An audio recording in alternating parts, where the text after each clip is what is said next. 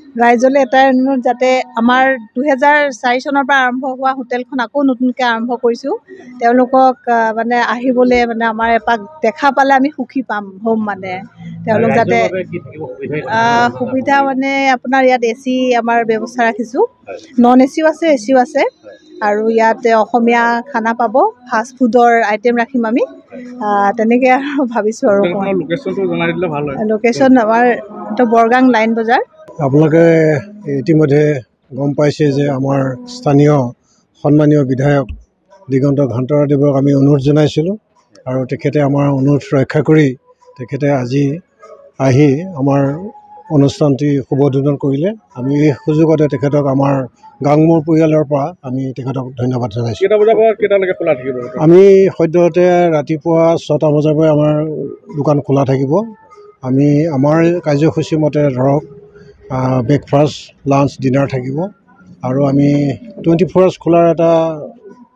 চিন্তাধাৰা কৰি আছোঁ আৰু পৰিস্থিতি পৰিৱেশৰ ওপৰত নিৰ্ভৰ কৰি আমি এইটো আগৰ যেনেকৈ আমি 24 ঘণ্টাই খোলা ৰাখিছিলোঁ এতিয়াও আমি তেনেকৈ এটা চিন্তা কৰিছোঁ যিহেতু আপোনালোকে অনুভৱ কৰিছে যে আমাৰ উজনি অসমৰ দক্ষিণ পাৰৰ তুলনাত আমাৰ উত্তৰ পাৰ অৰ্থনৈতিকভাৱে কিছু অনগ্ৰসৰ আৰু আমি সেই মনত ৰাখি যে আমাৰ অঞ্চলটোত টুৰিষ্টৰ এটা ডেভেলপমেণ্ট কৰিবৰ কাৰণে এইটো এটা টুৰিষ্ট হাবৰ নিচিনাকৈ আমি এটা অনুষ্ঠান কৰিছোঁ ইয়াত আমি ভৱিষ্যতে আমি থকাৰ ব্যৱস্থাও কৰিম ইতিমধ্যে আমাৰ কাম আৰম্ভ হৈ আছে আৰু আশা কৰোঁ আমাৰ উদ্দেশ্য অকল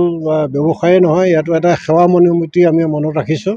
আমাৰ সহধৰ্মিনীয়ে কোৱাৰ নিচিনাকৈ আমি অসমীয়া খাদ্যৰ উপৰিও আমাৰ যিখিনি আমাৰ যিটো ফাষ্টফুড আমি ফাষ্টফুডৰ আমি ভাল কাৰিকৰ অভিজ্ঞ কাৰিকৰ আমি ৰাখিছোঁ সেইখিনিও আমাৰ ৰাতিপুৱা ধৰক আমাৰ ব্ৰেকফাষ্টত থাকিলে আবেলি বেলা আমাৰ স্থানীয়সকলেও তেখেতলোকৰ পৰিয়াল লৈ আহি আমাৰ